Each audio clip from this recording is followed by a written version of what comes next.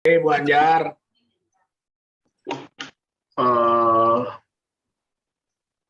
Pak Anton mau atur dulu. Kenapa Pak? Pak Anton Saya mau atur atur dulu ya, sebentar dulu. Saya atur dulu untuk doa jalan salib. Bapak Ibu, saya minta izin dulu. Jadi saya akan sedikit jalan salibnya di depan. Jadi nanti supaya selesai dulu, lalu nanti kita masuk ke APP-nya. Jadi supaya tidak bolak-balik. Moga-moga lebih cepat ya nanti ya. Kemudian yang bertugas nanti keluarga Pak Anton 1 sampai 6, kemudian 7, 8 itu Ibu Anjar, lalu 9, 10 Bapak Sagala, sudah ada tadi saya lihat. Oke. Pemberhentian 9, 10 Pak Sagala ya. Kemudian 11, 12 Ibu Berta Siburu. Siap, Pak. Siap. Nah, ini dia. Yang 13, 14 Pak Hari, Mas Hari. Mas Hari, ada nggak Mas Hari? Sandy ya. Ada tadi. Ada Pak, ada. Oh ada, siap Mas Hari. Nanti perhentian ke 13, 14. Oke, monggo saya persilakan Pak Usman. Selamat malam, Bapak Ibu. Salam sehat buat kita semua. Selamat malam, Bu Hendro. Bapak Ibu, ini pertemuan kedua masa Prapaskah. Tema masa Prapaskah kita adalah semakin mengasihi, semakin peduli, semakin bersaksi. Mana Bu Sari? Ayo Bu Sari, lupa yelnya. Lagi agak error. Kita ulangin ya. Ya. Semakin mengasihi, Semakin peduli. Semakin bersaksi. Sekali lagi. Pedulinya. Semakin mengasihi, semakin peduli, semakin bersaksi. Oke Pak Anton, silakan. Jadi saya kira dilanjut saja. Baik, terima kasih Pak Usman, Bapak Ibu yang terkasih dalam Kristus. Saya diberi kesempatan untuk memimpin pertemuan APP yang kedua, tapi saya awali dengan jalan salib. Tentu saja pasti seperti biasa, Mas Tommy yang nanti akan membantu kita. Mari kita hening sejenak untuk mengikuti jalan salib dan mempersiapkan hati kita supaya Tuhan hadir di dalam jalan salib kita dan kita sungguh-sungguh mempersiapkan kedatangan Yesus di hari Paskah nanti. Silakan Pak Tommy.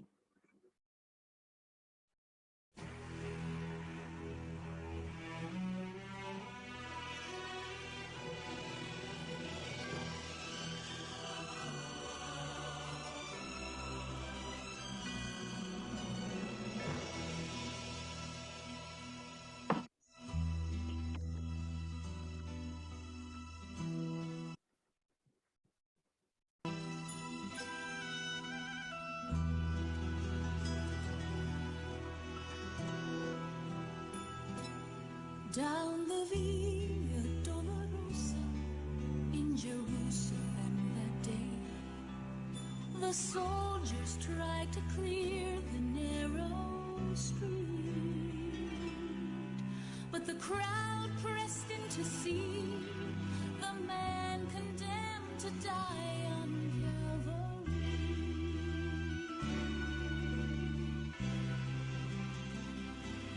He was bleeding from a beating, there were stripes upon his back, and he wore Bunganya bisa ditambah nggak ya Mas Tommy?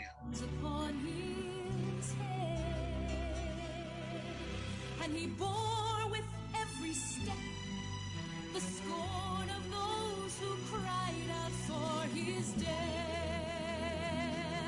Down the Via Dolorosa, all the way of suffering, like a lamb came the Messiah, Christ the King.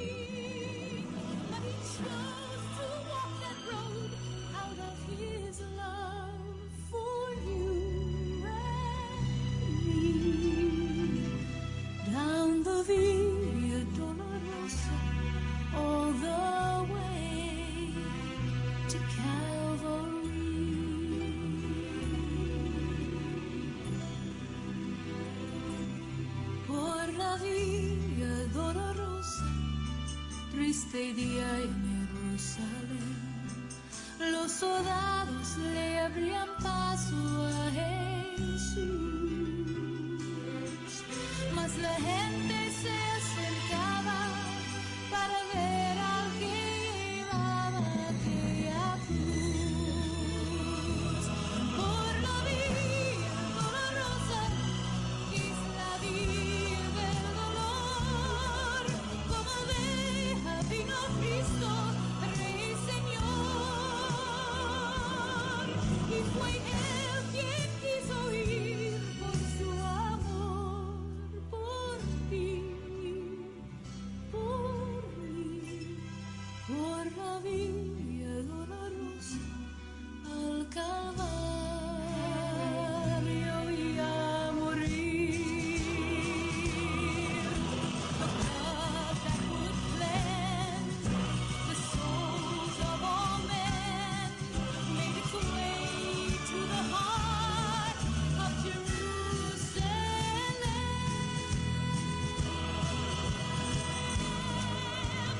Down the via dolorosa, on the way of suffering, like a lamb came the Messiah, Christ the King.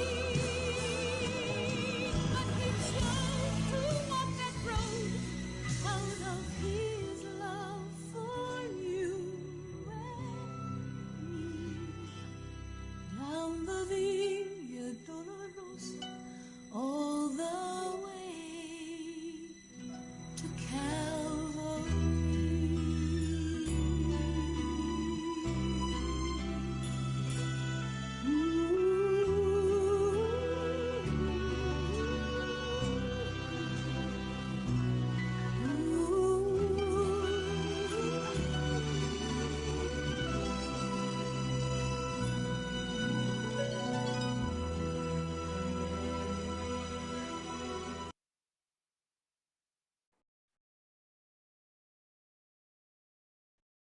Bapak Ibu, kita harus bangga terhadap Yesus sebagai pengikut kita.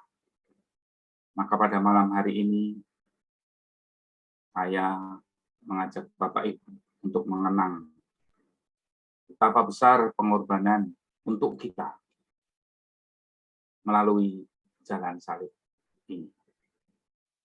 Mari kita buat tanda kemenangan Kristus dalam nama Bapa dan Putra dan Roh Kudus. Amin. Semoga Tuhan beserta kita sekarang dan selama-lamanya. Bapak, Ibu, dan saudara-saudariku yang terkasih, OMK, Hubungan Vincentius, selamat malam. Selamat malam, Pak Anton. Tindakan Yesus melalui penderitaan di jalan salib untuk menebus dosa kita bisa kita lihat dalam tayangan pembukaan tadi. Menjadi bukti nyata atas besarnya kasih Allah kepada kita. Allah Sang Pencipta tidak menghendaki kita anak-anaknya jauh daripadanya karena dosa.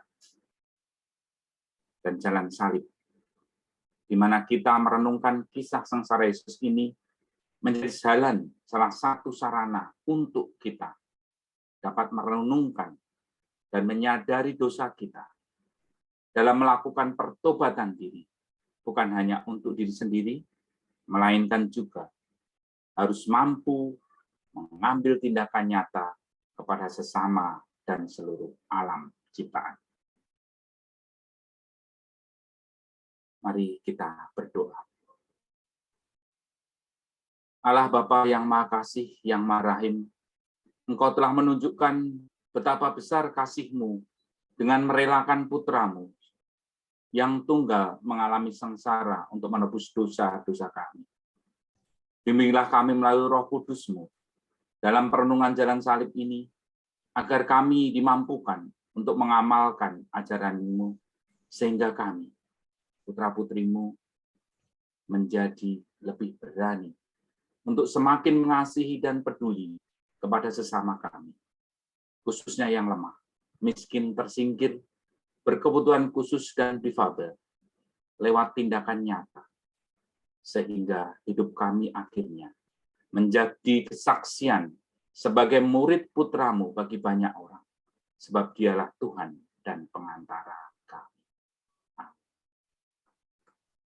Mari kita merenungkan Yesus yang menjadi kurban karena cinta kasih-Nya.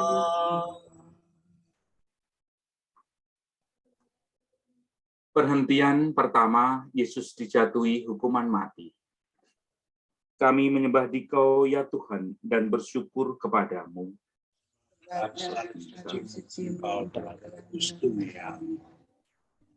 Yesus adalah Hakim Agung yang bijaksana dan adil yang akan datang pada akhir zaman, memberikan ganjaran kepada semua orang. Saat hidup ini di dunia dan berada di antara manusia, Yesus difitnah dan berhadapan dengan Pilatus, penguasa yang kurang bijaksana dan tidak tegas karena lebih mendahulukan kepentingan diri sendiri. Hidup di tengah masyarakat dengan berbagai kepentingan menimbulkan begitu banyak konflik. Apakah kita pernah memfitnah orang lain sampai orang itu menderita hanya karena ia tidak berlaku sesuai dengan keinginan kita? Apakah kita sebagai seorang penguasa kerap lupa untuk bersikap rendah hati dan menghargai orang lain? Apakah kita sebagai seorang pemimpin sadar betul bahwa menjadi pemimpin berarti menjadi pelayan bagi sesama? Marilah kita hening sejenak. Kita berdoa. Tuhan Yesus Kristus, Pilatus lebih mendengarkan pendapat orang lain demi kepentingannya sendiri, sehingga Engkau dijatuhi hukuman mati. Berilah kami kebijaksanaan dan kerendahan hati dalam mengasihi sesama kami, siapapun itu, dan peduli pada kebutuhan sesama, sehingga kami dapat menjadikan kehidupan ini semakin lebih baik sesuai dengan kehendak-Mu. Sebab Engkaulah Tuhan kami kini dan sepanjang masa. Tuhan, kasihanilah kami. Ya Allah, ampunilah kami orang yang berdosa ini. Anak domba tak bersalah, ajar kami pun berpasrah, taat pada Bapa-Mu. Perhentian kedua, Yesus memanggul salib. Kami menyembah Dikau, ya Tuhan, dan bersyukur kepadamu. Sebab dengan salib suci-Mu, Engkau telah menebus dunia. Yesus menjadi korban ketidakadilan dan penghinaan.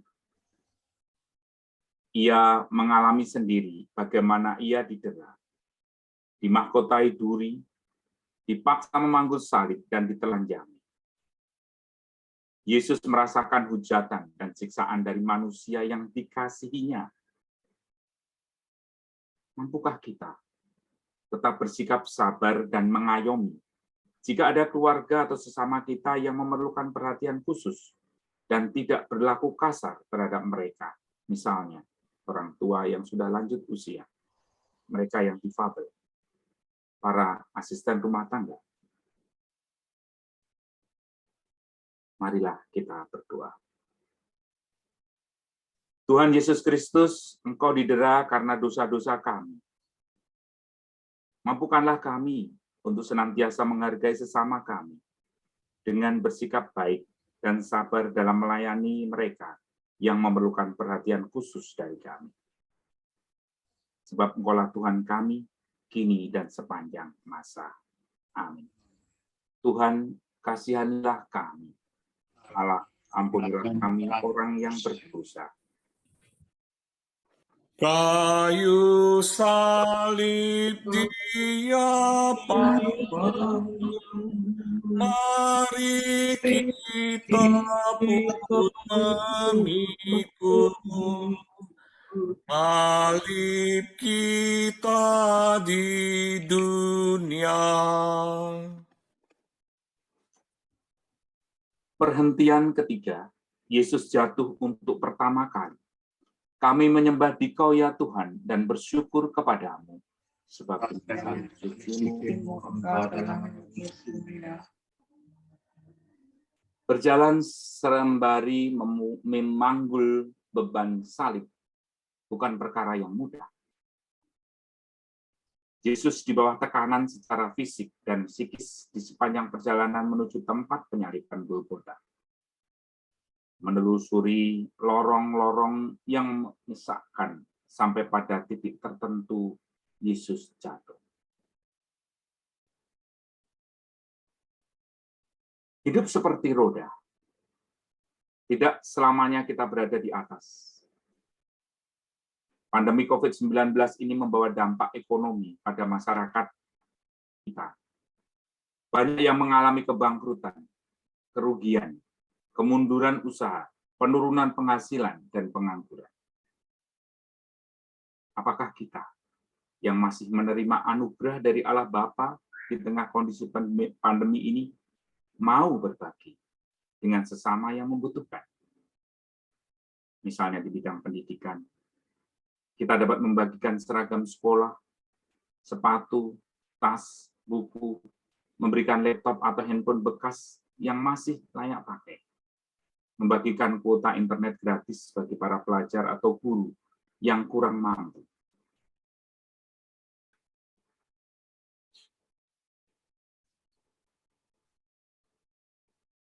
Mari kita berdoa. Tuhan Yesus Kristus, saat Engkau jatuh dalam memanggul salib-Mu, Engkau bangkit kembali. Bantulah kami dalam mengatasi persoalan hidup masyarakat kami di tengah situasi pandemi COVID-19 ini. Bimbinglah kami dengan Roh Kudus-Mu, agar kami lebih peduli dan meringankan beban sesama kami yang sedang mengalami kesulitan. Sebab Engkaulah Tuhan kami kini dan sepanjang masa. Amin. Tuhan kasihilah kami, Allah. Tuhan Yesus tolong kami. Bila kami jatuh lagi, karena salibnya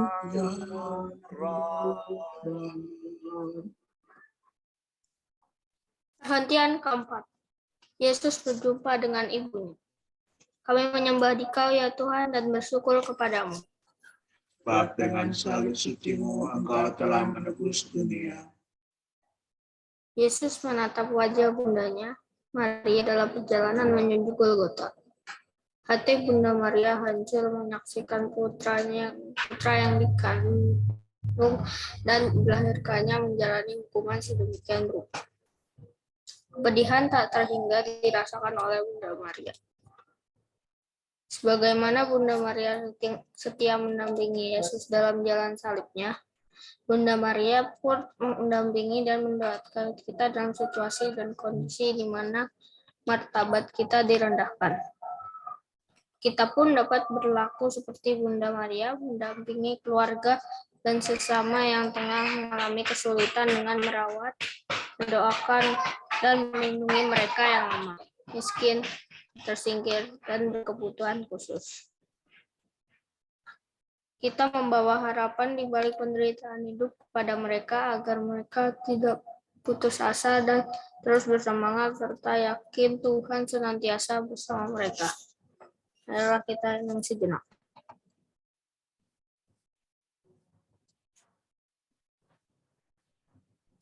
Marilah berdoa. Tuhan Yesus Kristus, bagaimana Bunda Maria menunjukkan kasih-Nya yang besar kepadamu, demikian juga kami ingin seperti Bundamu, dengan mengasihi dan peduli kepada keluarga serta sesama yang berkebutuhan khusus dan difabel dalam menjalani kehidupan mereka. Semoga kami dapat mengembangkan tensi yang mereka miliki dan membawa harapan kepada mereka untuk tetap semangat, tidak menyerah, dan meyakinkan bahwa mereka juga dapat berbuat sesuatu yang baik sesama dalam gereja maupun di masyarakat. Sebab Engkaulah Tuhan dan mengantara kami kini dan sepanjang masa. Amin. Tuhan kasihanilah kami. Ampunilah kami orang berdosa. Oh Maria bundaku Kudus yang yang setia ikut Yesus, bangkitlah dan hidupku. Perhentian kelima. Yesus ditolong Simon dari Kirene. Kami menyembah Dikau ya Tuhan dan bersyukur kepadamu. Sebab dengan salib suci-Mu Engkau telah menebus dunia. Simon dari Kirene merupakan pribadi yang sederhana. Meskipun pada awalnya ia sempat menolak, tapi ia berubah pikiran. Hatinya tersentuh dan tergerak untuk mengambil bagian memanggul salib yang ditimpakan kepada Yesus. Karena Yesus terlihat letih dan lemah. Tindakan yang dilakukan Simon bersifat tulus dan spontan. Tidak ada motivasi untuk mendapatkan pengakuan dan penghargaan. Mampukah kita menghalau egoisme kita dengan menunjukkan empati kepada sesama, khususnya mereka yang difabel, dengan menyadari keberadaan mereka, memahami dan menyapa mereka, serta memberi ruang dan kesempatan pada mereka untuk berkarya, mendapatkan hidup yang layak, dan melakukan pelayanan bagi Tuhan. Marilah kita hening sejenak.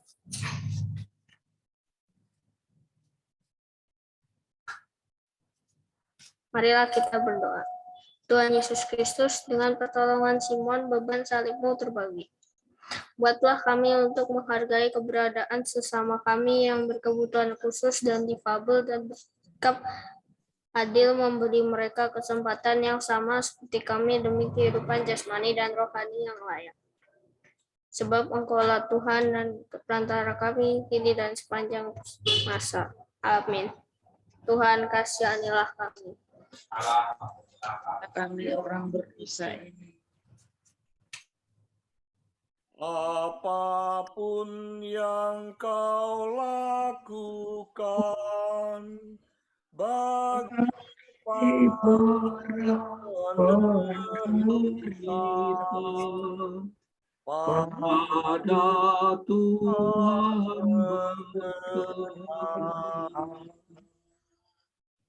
Perhentian ke-6. Veronica mengusap wajah Yesus. Kami menyembah Dikau ya Tuhan dan bersyukur kepadamu.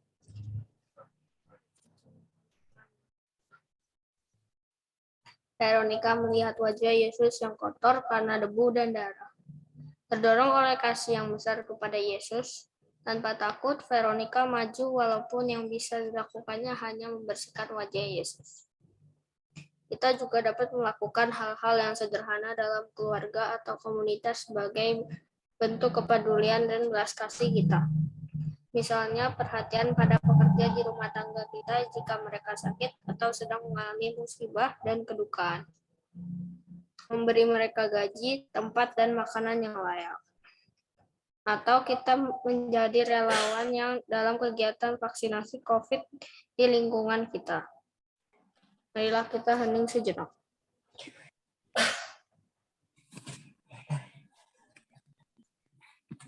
Marilah kita berdoa. Tuhan Yesus Kristus, Veronica dengan kasih yang besar telah menghibur dalam penderitaan jalan salib-Mu.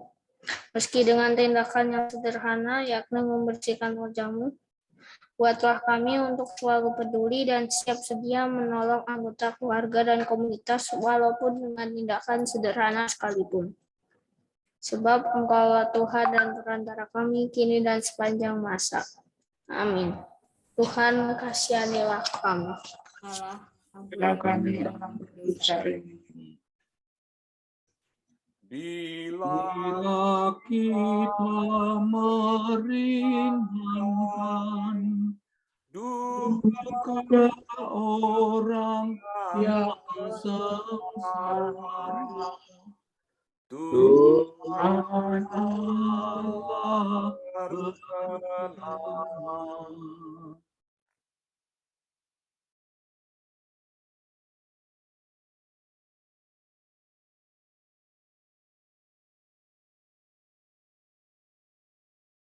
Masih di mute, Bu Anjar.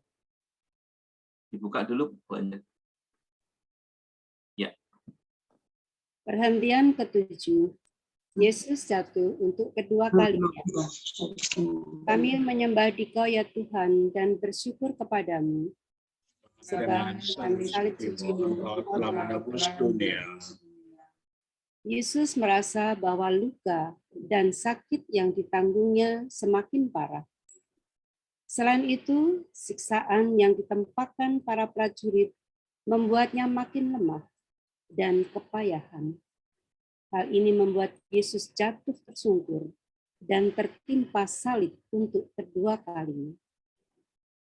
Dalam situasi dan kondisi sulit saat ini, akibat dampak pandemi dan berbagai musibah, apakah hati kita tersentuh dan tergerak untuk mengulurkan tangan bagi sesama kita yang membutuhkan bantuan agar dapat memperbaiki kehidupan mereka? Misalnya, kita dapat menjadi orang tua asuh bagi anak dari keluarga yang kurang mampu. Kita membantu umat yang kesulitan untuk membayar iuran BPJS, menghibur para lansia, dan umat yang sedang sakit. Marilah kita berdoa. Tuhan Yesus Kristus, jatuh berulang kali adalah hal yang tidak enak dan memalukan.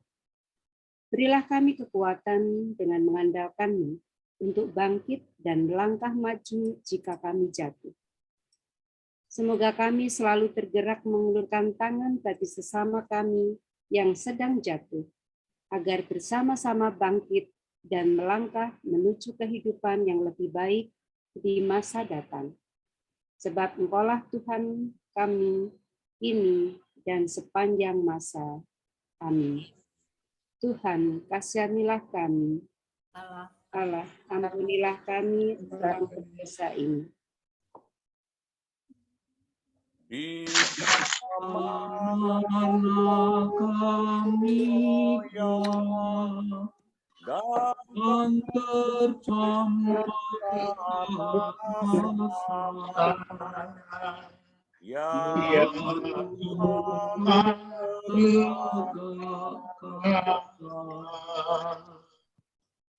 Perhentian ke-8.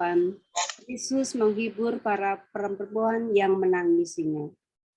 Kami menyembah Dikau ya Tuhan dan bersyukur kepadamu.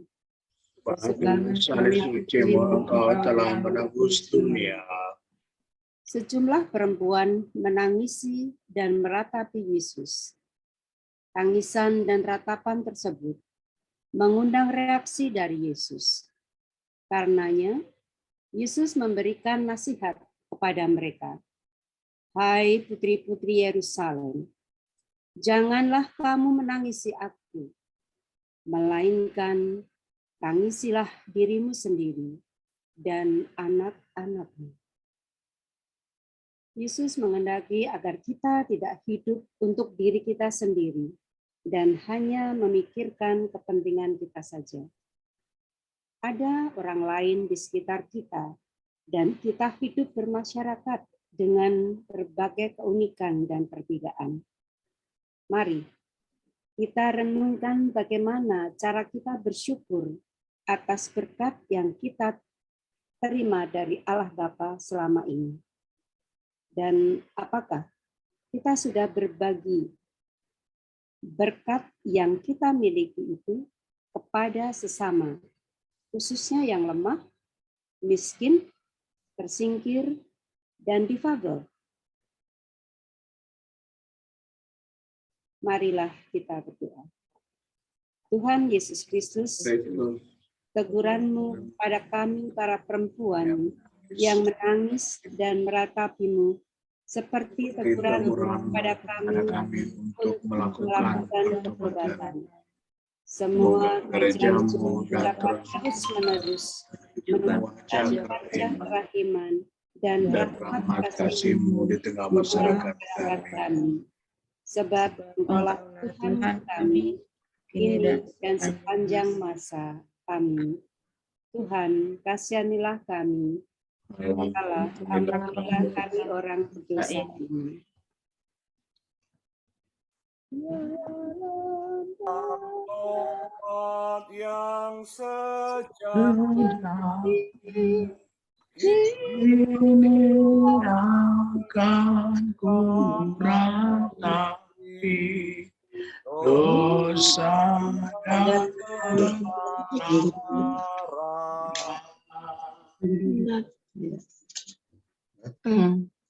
Perhentian ke-9, Yesus jatuh untuk ketiga kalinya. Kami menyembah Dikau ya Tuhan dan bersyukur kepadamu. dengan saling sucimu, Engkau telah menebus dunia. Tempat untuk menyalibkan Yesus sudah tampak. Namun, Yesus kehabisan tenaga dan jatuh tersungkur. Menjadi semakin jelas bahwa Yesus memikul beban yang sangat berat hingga jatuh untuk ketiga kalinya. Belakangan ini, dalam mengatasi dampak COVID-19 secara ekonomi, semakin banyak orang berusaha bangkit dengan membuat usaha mikro untuk menambah penghasilan. Kita pun dapat membantu usaha mereka, misalnya dengan mencatat nama dan kontak orang yang memiliki usaha dan produk-produknya, serta membelinya dari mereka, atau menggunakan jasa usaha mereka. Kita juga dapat mempromosikannya kepada teman-teman lain melalui jaringan pertemanan atau media sosial yang kita miliki. Marilah kita berdoa. Tuhan Yesus Kristus, cinta-Mu yang Kau curahkan pada kami tiada batas dan tak tertanding. Semoga Engkau berkenan menguatkan perjuangan kami dalam menjalankan tugas dan tanggung jawab kami untuk semakin mengasihi dan peduli pada sesama. Sebab Engkaulah Tuhan kami, kini dan sepanjang masa. Amin. Amin. Tuhan, kasihanlah kami. Allah, ampunilah kami orang berdosa ini.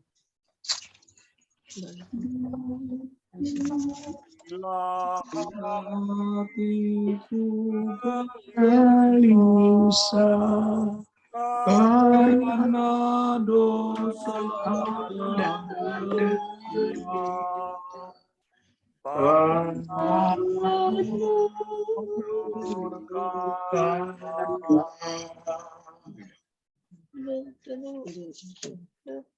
Perhentian ke-10. Pakaian Yesus ditanggalkan. Kami menyembah Dikau ya Tuhan dan bersyukur kepadamu. Sebab dengan salib suci Engkau telah menebus dunia. Martabat Yesus sebagai manusia terus-menerus direndahkan oleh para prajurit yang memberikan perlakuan kasar dan hinaan padanya. Hingga akhirnya Yesus tiba di tempat ia akan disalibkan. Pakaiannya ditanggalkan, tetapi Yesus tetap diam menerima semuanya. Sebagai manusia, Yesus tidak dianggap dan tidak dihargai. Apakah kita masih sering merendahkan sesama kita dengan menyakiti hati pasangan kita, anak kita, teman kita, keluarga kita, dengan membicarakan kekurangan keluarga dan sesama, dengan menganggap rendah orang lain secara kedudukan, akademis, ekonomi, dan di mata hukum, dengan menyembunyikan keluarga kita yang berkebutuhan khusus dan difabel karena menganggap mereka aib bagi keluarga kita. Ingatlah bahwa setiap manusia berharga di mata Allah karena diciptakan secitra dengan Allah sendiri.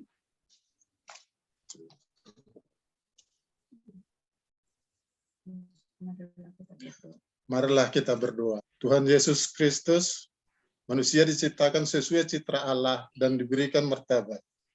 Buatlah kami untuk semakin menyadari martabat setiap manusia sehingga kami dapat lebih menghargai dan mengasihi keluarga dan sesama kami, terlebih yang miskin, lemah, tersingkir, berkebutuhan khusus, dan difabel yang terwujud dalam tindakan nyata.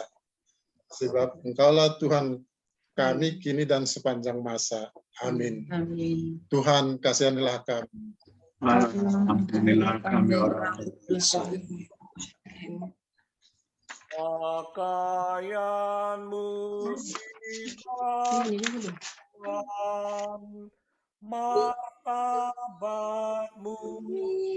Direndahkan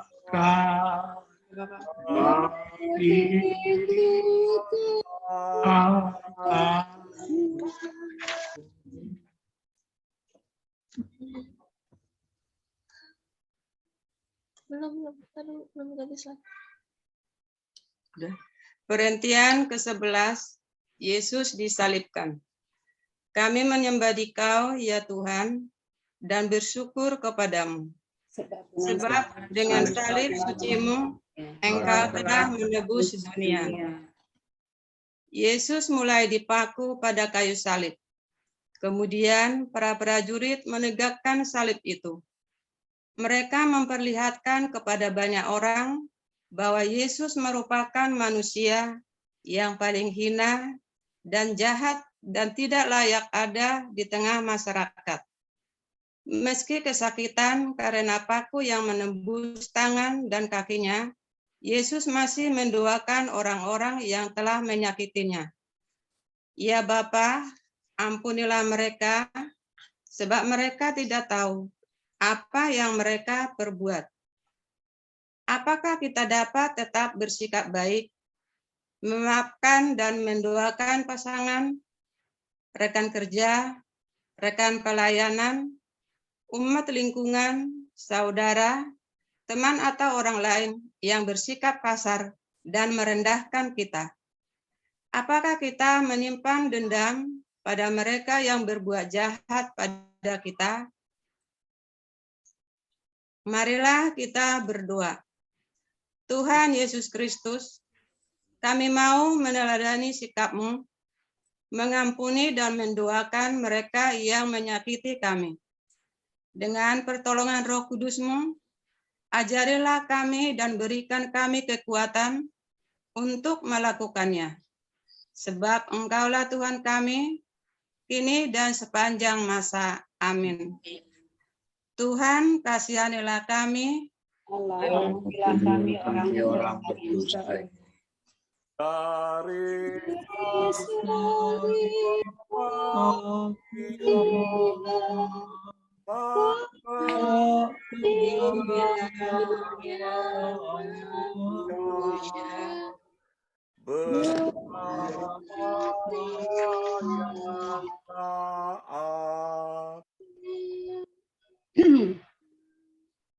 Perhentian ke-12, Yesus wafat di salib.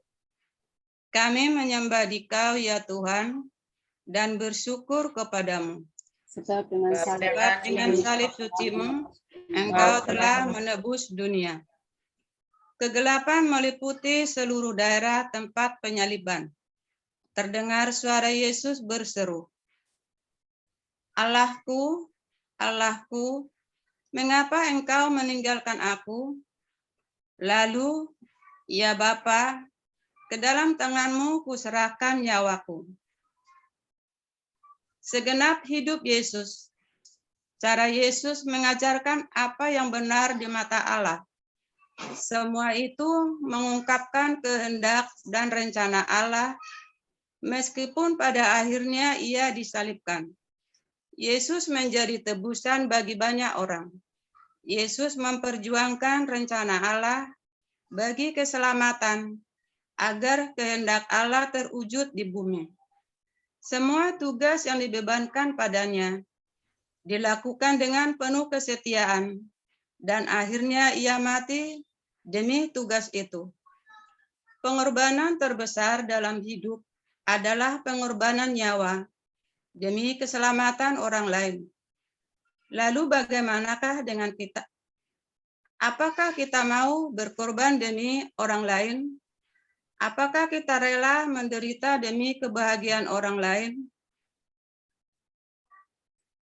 Marilah kita berdoa.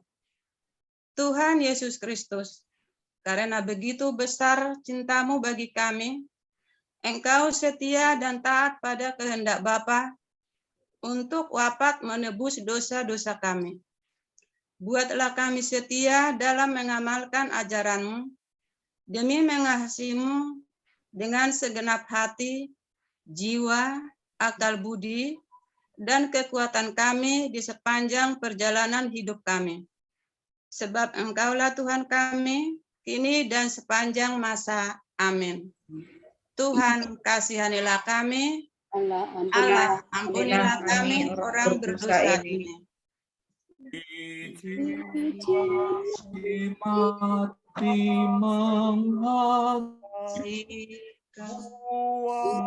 menghasilkan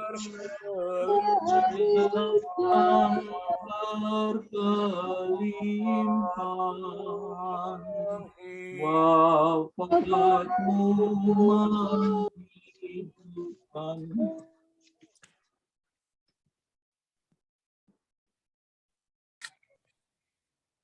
Perhentian ke-13, Yesus diturunkan dari salib. Kami menyembah Dikau ya Tuhan dan bersyukur kepadamu. Sebab dengan salib suci-Mu Engkau telah menebus dunia. Salah seorang murid Yesus, yaitu Yusuf dari Arimatea, menurunkan jenazah Yesus dari salib, lalu meletakkannya di pangkuan ibunya, Maria. Maria menyambut dan memeluk jenazah putranya dengan hati yang sedih.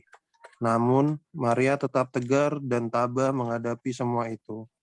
Meskipun manusia diciptakan sesuai citra Allah, kita harus menyadari bahwa kita kecil di hadapan Allah. Ingatlah, barang siapa meninggikan diri akan direndahkan. Bila kita diberi kekuasaan, bukan berarti kita dapat bertindak seenaknya dan tidak peduli pada kepentingan bersama.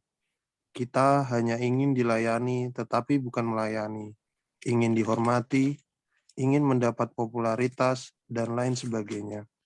Pada suatu saat nanti, itu semua akan berakhir, dan kita kembali kepada Allah dengan hanya membawa perbuatan kasih dan kebaikan yang kita lakukan semasa hidup di dunia.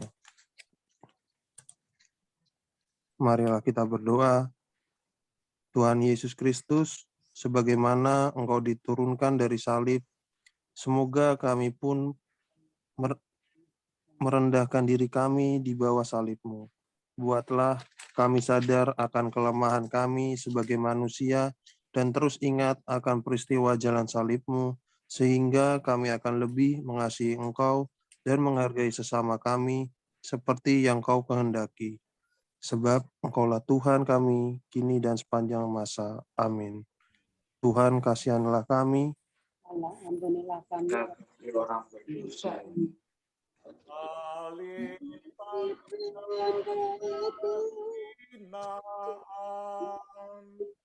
Jadilah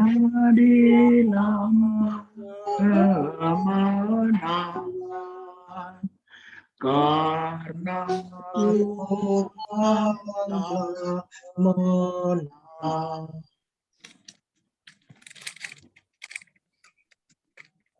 Perhentian ke-14, Yesus dimakamkan. Kami menyembah Dikau ya Tuhan dan bersyukur kepadamu. Sebab dengan salib suci-Mu Engkau telah menebus dunia. Akhirnya Yesus dimakamkan dalam sebuah kubur baru, tetapi bukan berarti kasih dan karya penyelamatannya selesai. Sesungguhnya jikalau biji gandum tidak jatuh ke dalam tanah dan mati, ia tetap satu biji saja. Tetapi jika ia mati, ia akan menghasilkan banyak buah. Yohanes 12 ayat 24. Setiap orang yang mengimani Yesus harus menghasilkan buah-buah rohani sebagai hasil dari imannya. Jika beriman namun tidak dinyatakan lewat perbuatan kasih kepada sesama, maka sia-sialah iman itu. Marilah kita berdoa.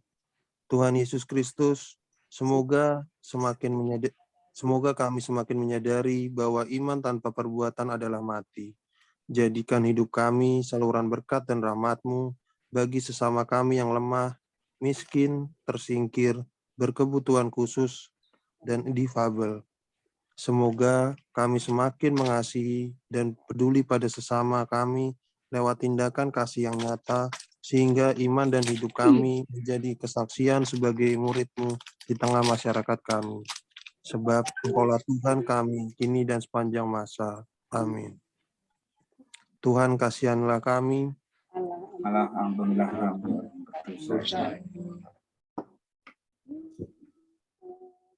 Tuhan Yesus dimakamkan masuk dalam kematian sampai bangkit mulia. Bapak, Ibu, dan saudara-saudari yang terkasih, pengorbanan yang sangat besar adalah pengorbanan nyawa bagi sesamanya. Semoga perenungan ini menjadikan kita berani untuk semakin menghargai martabat manusia, semakin mengasihi dan peduli kepada sesama, sehingga hidup kita menjadi kesaksian bagi banyak orang akan iman kepada Yesus. Bapak, Ibu, dan saudara-saudari serta OMK, mari kita sempurnakan jalan salib kita untuk melanjutkan ibadat APP yang kedua, peran gereja dalam kesehatan. Silakan Pak Tommy.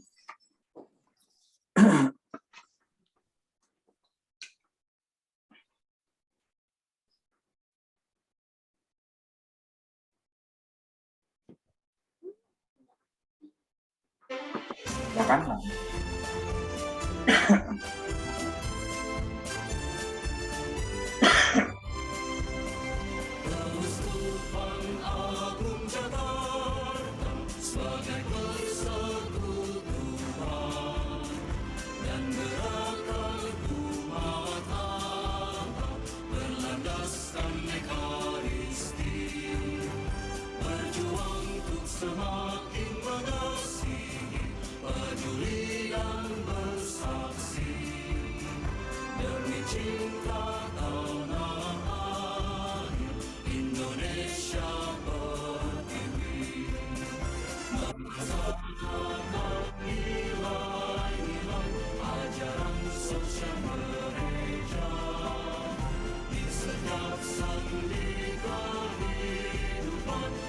bagi nusa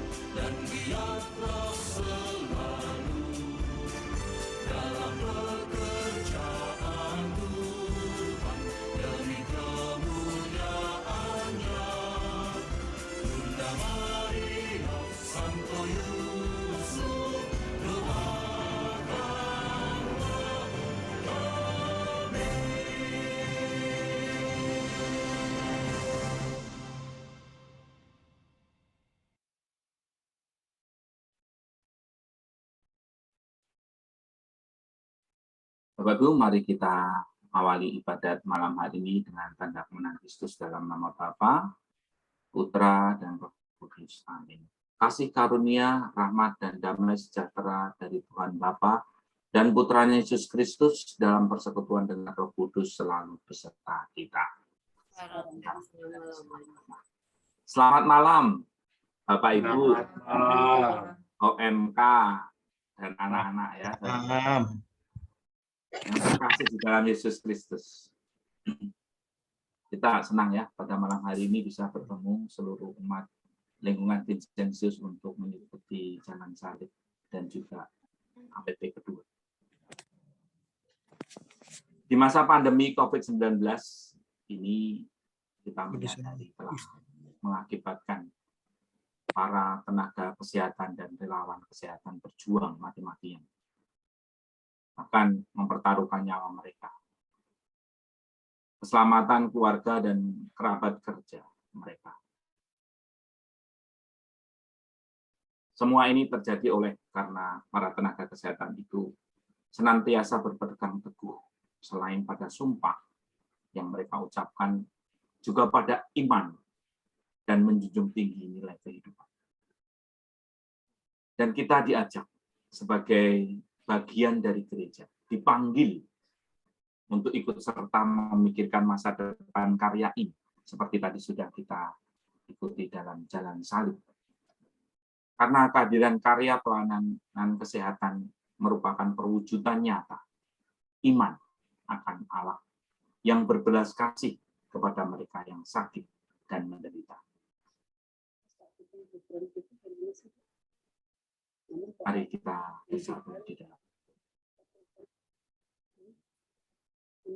Allah Bapa kami, sumber kehidupan, kami bersyukur kepadamu sebab Engkau telah mempersatukan kami di dalam pertemuan pada malam hari ini.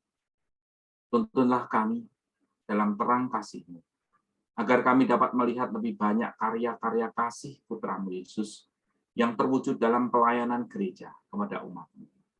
Dan berilah kami juga semangat, belas kasih, dan kerendahan hati dalam yang tercermin pada karya yang telah diteladankan oleh Yesus Kristus. Demi Yesus Kristus Tuhan kami, yang hidup bersatu dengan Dikau dan Roh Kudus, kini dan sepanjang segala masa. Amin.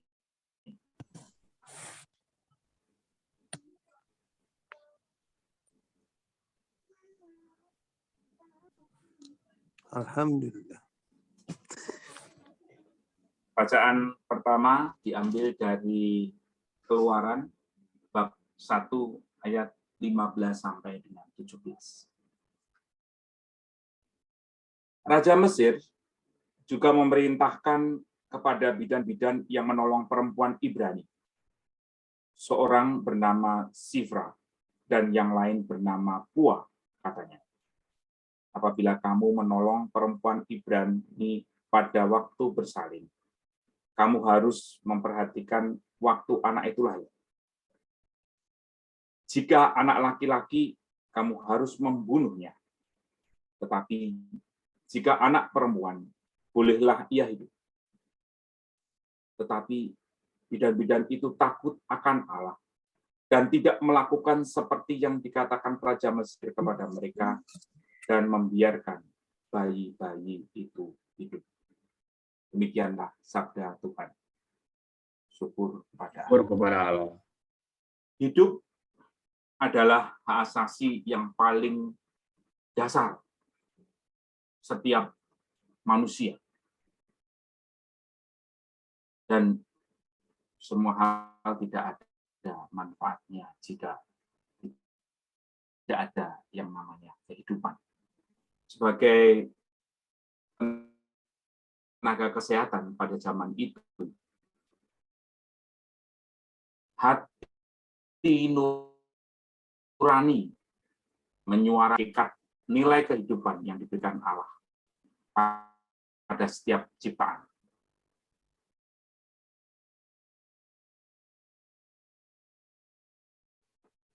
Tuhan beserta kita sekarang dan selama-lamanya.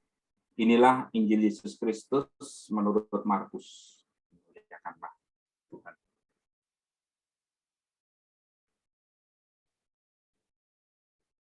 Ada orang-orang datang membawa kepadanya seorang lumpuh digotong oleh 4 orang. Tetapi mereka tidak dapat membawanya kepadanya karena orang banyak itu. Lalu mereka membuka atap yang di atasnya.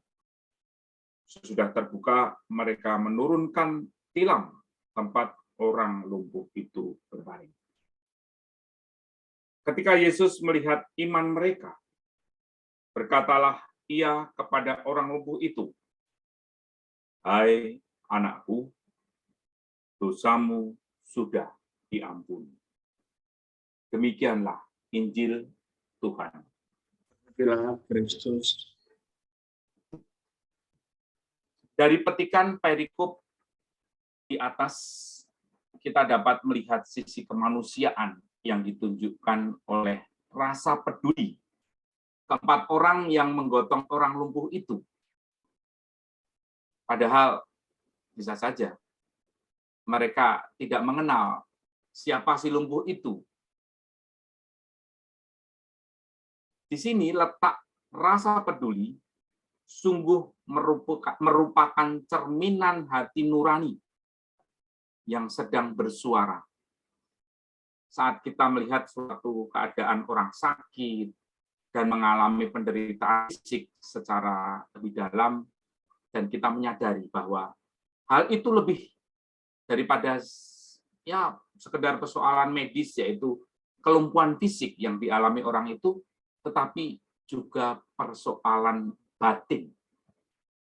Maka Bapak Ibu, saya ingin menghantar kita supaya lebih masuk ke dalam pelayanan kita seperti yang dicontohkan Yesus, ya, apalagi saat pandemi COVID-19 yang sudah kita alami ya dalam kehidupan kita. Silakan berikutnya Pak Tommy. Bapak Ibu dan saudara-saudara yang terkasih, ada 2 dokumen gereja yang memberikan inspirasi tentang tema atau gagasan pertemuan kedua gereja yang peran di bidang kesehatan. Yang pertama, menurut Komposium Ajaran Sosial Gereja 160 sampai dengan 208 ada prinsip yang dapat membantu kita menggerakkan roda peran gereja dalam bidang kesehatan, yaitu prinsip martabat manusia, prinsip perawatan, prinsip opsi preferensial bagi orang yang miskin, lemah, difabel, dan tidak berdaya. Dan semua prinsip ini mengungkapkan dengan cara yang berbeda tentang keutamaan iman, harapan, dan kasih. Yang kedua, yang mendasari, yaitu Yohanes Paulus mengeluarkan ensiklis Evangelius Vitae. Pada nomor 89 dikatakan bahwa sebuah tanggung jawab unik tertumpu pada pundak para pelayan kesehatan, dokter, apoteker, perawat, biarawan, barawati, dan sukarelawan. Dalam konteks dewasa ini, baik secara kultural maupun sosial, yang di dalamnya ilmu pengetahuan dan praktek kedokteran berisiko kehilangan pandangan dari dimensi etika, para pelayan kesehatan mendapatkan pencobaan yang kuat untuk menjadi manipulator kehidupan dan bahkan menjadi pelaku kematian. Lanjut Pak Tommy, kita akan melihat video berikut ini.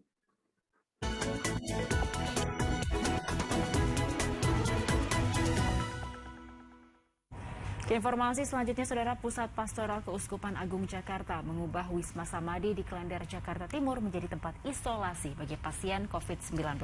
Ya, selama menjalani isolasi, pasien sama sekali tidak dipungut bayaran. Sejak kasus COVID-19 terus bertambah, Pusat Pastoral Keuskupan Agung Jakarta mengubah Wisma Samadi di Klender, Jakarta Timur menjadi tempat isolasi mandiri. Namun hanya pasien COVID-19 tanpa gejala atau bergejala ringan yang dirawat di tempat ini. Sejak dibuka 1 bulan lalu, ada 140 warga yang menjalani isolasi mandiri di Wisma Samadi. Mereka berasal dari berbagai daerah dengan latar belakang suku dan agama yang berbeda-beda. Untuk memberi kenyamanan bagi pasien, tersedia 75 kamar lengkap dengan fasilitas televisi, pendingin ruangan, dan wifi di dalam kamar. Sedangkan untuk melayani pasien, sebanyak 90 romo, suster, frater, dan karyawan dikerahkan. Untuk kamar 1 orang, lalu kamar mandi di dalam, karena saya menekankan soal pasien harus tenang, nyaman, dan bahagia. Karena menyembuhkan dari COVID itu kalau gelisah, cemas, itu lama sembuhnya. Bahkan mungkin yang tadinya biasa saja atau sehat gitu ya, tiba-tiba bisa drop karena kecemasannya.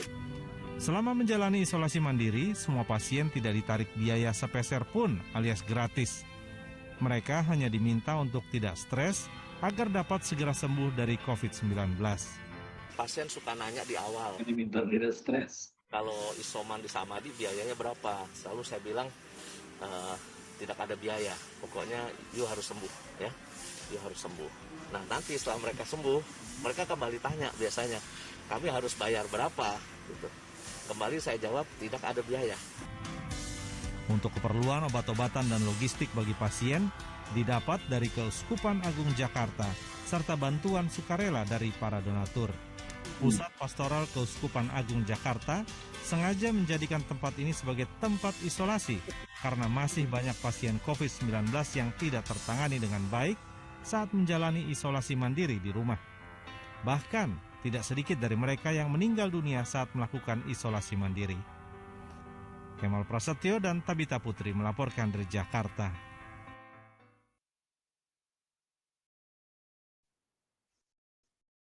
Berbagai sentra vaksinasi COVID-19 bagi orang lanjut usia atau lansia terus dihadirkan di berbagai tempat. Salah satunya di sentra vaksin Serviam Sekolah Santa Ursula Jakarta Pusat. Selain diperuntukkan bagi lansia, sentra vaksin Serviam juga melayani vaksinasi bagi penyandang disabilitas.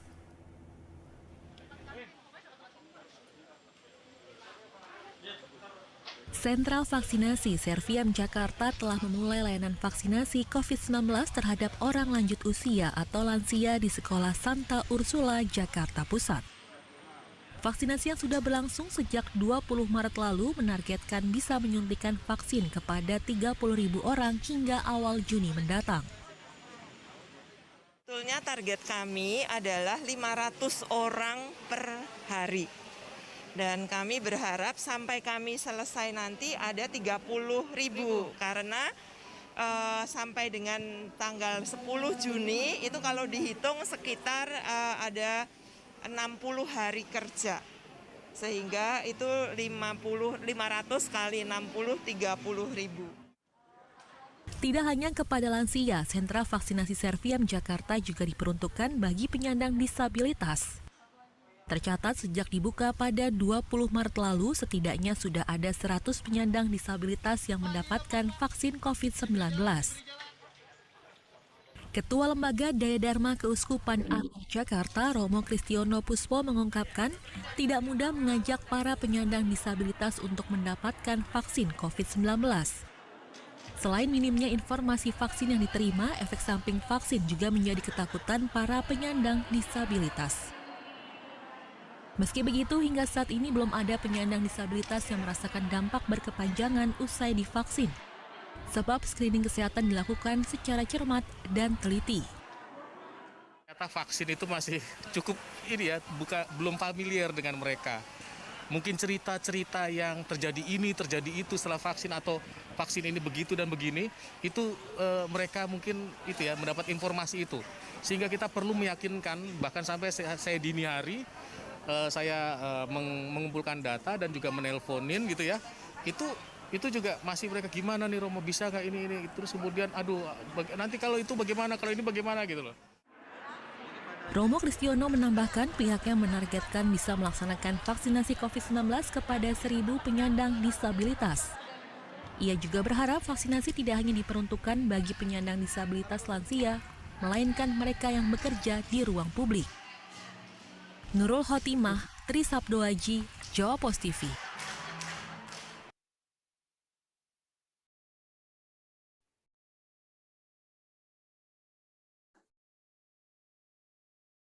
Bapak Ibu, inilah karya gereja nyata dalam kehidupan kita. Kita sebagai pengikut Kristus itu sungguh harusnya berbangga. Dan kita dituntut untuk sungguh seperti yang dikatakan Pak Usman, peduli, melayani sesama yang membutuhkan. Maka saya akan lanjutkan di sharing tentang 2 video tadi.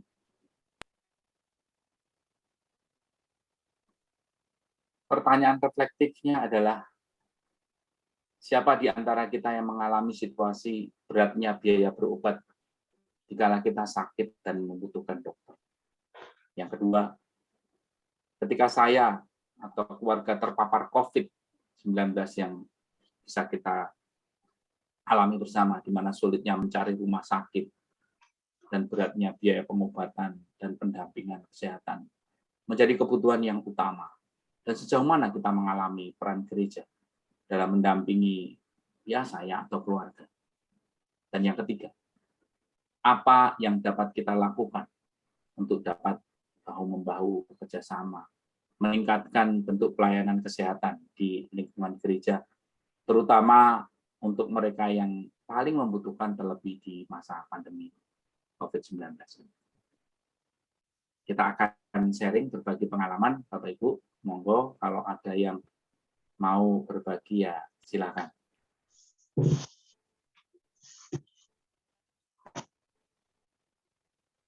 Atau saya dulu, ya boleh untuk membuka sedikit. Bapak Ibu, saya punya pengalaman dalam hidup saya baru setengah abad ya, setengah abad sedikit. Dalam kehidupan ini saya itu merasa benar-benar takut. Itu 2 hal yang saya rasakan. Yang pertama adalah pada saat gempa Jogja. Jadi Pak Usman yang tidak di Jogja ya. Jadi saat saya di sana gempa itu bisa balik. Itu saya di rumah itu tahu-tahu bruk gitu. Sering itu. Sampai ada dari adiknya ibunya kita ya, jadi bule itu, sampai kayak stres gitu. Karena setiap saat gerak gitu, sampai ketakutan. Yang kedua adalah ketakutan saat pandemi COVID-19 bagi saya. Dan banyak ya yang tadi direfleksikan, termasuk kakak saya sendiri pun meninggal karena pandemi COVID-19. Itu sungguh sangat mengerikan.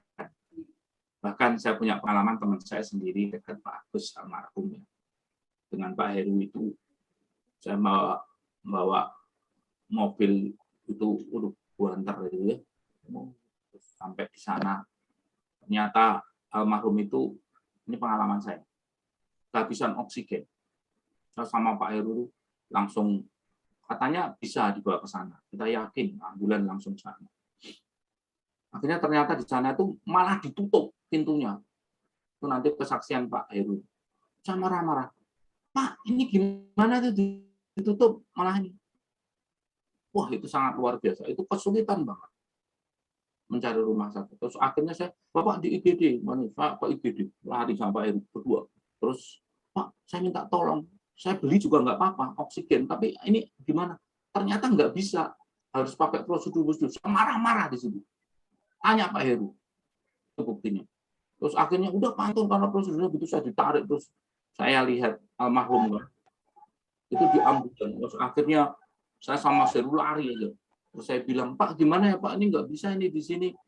Oksigen pun kita minta nggak dapat. Udah langsung opsinya, udah ke RSUD dikasih. Ya udah Pak, langsung put. Itu sambil marah-marah saya sambil. Terus akhirnya bawa mobil itu kencang. Tapi nggak bisa ngejar ambulan itu. Mana ambulan cepet banget. Puji Tuhan, Pak Agus itu sampai di tempat, waduh saya udah khawatir banget itu. Itu ada saya, Pak Heru, Vio, dan Mas Diki. Itu Itu udah, aduh, saya itu was-was banget, gimana itu nanti? Karena saya lihat almarhum itu di ambulan waktu di rumah sakit itu, karena kan kesulitan kan, jadi tidur itu begini, susah gitu untuk bernafas. Saya nggak bisa bayangin. Sampai sana akhirnya Mas Heru, Mas Heru langsung nyari, itu belum ada oksigen, beli dulu oksigen. Akhirnya ini dapat terus dipasang. Saya lihat, udahlah, Mas Agus sudah tertangani. Itu udah lega banget itu saya. Sama Pak Heru itu udah lega sama Vio sama ini. Wes, bapakmu udah ditangani wes. Di medis itu saya udah ayem itu udah inilah pokoknya udah ditangani medis dibandingkan saya yang nggak tahu apa-apa gitu kan sama Mas Heru sama. Udahlah ayem. Terus akhirnya gimana nih yang mau di sini siapa yang nanti balik lagi siapa nanti sama diantar Pak Heru itu sudah sore. Kalau nggak salah Vio tinggal, terus Mas Diki ya yang sama kita. Akhirnya ya udah, pikiran saya sama Mas Heru itu ya wis ayem, tapi ternyata Tuhan punya kehendak. Itu aja pengalaman sedikit aja. Monggo punya pengalaman yang lain.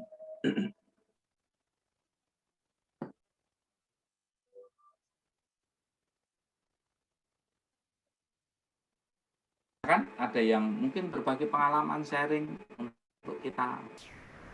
Jadi saya mengatakan sulit banget mencari rumah sakit pada saat itu. Sulit banget. Silakan Bapak Ibu ya. Mungkin Mas Heru atau yang punya pengalaman atau Bu Endro atau pengalamannya sama menambahkan dari saya itu, wah Pak Anton bohong itu, ya enggak apa-apa. Tapi yang saya alami begitu sama Mas Heru. Silakan ya Mas Heru. Ya, saya tambahkan dari Pak Anton tadi ya. Ya memang kami mungkin Pak Hasto saat menangani almarhum itu sungguh-sungguh sangat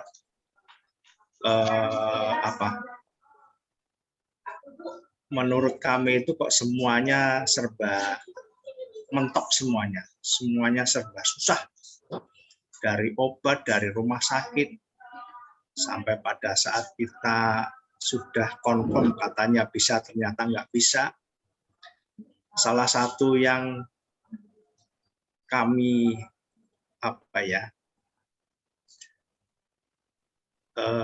menjadi pengalaman iman kami adalah di situ ada kepasrahan, di mana pada saat kami putus asa sampai Pak Anton itu saya lihat begitu emosi sekali pada saat ditolak di Parulus itu sampai marah-marah. Akhirnya pada saat itu saya bilang, ya sudah Bapak nggak usah marah-marah sama perawat yang di depan. Kami tidak marah. Apapun yang ini bukan prosedur, tetapi Bapak nggak usah marah-marah kepada kami. Kami membawa orang sakit. Pada kepasrahan itu kami pun dengan Pak Anton, ya udah Pak Anton, kita bicara dengan sopirnya Pak yang bawa ambulan.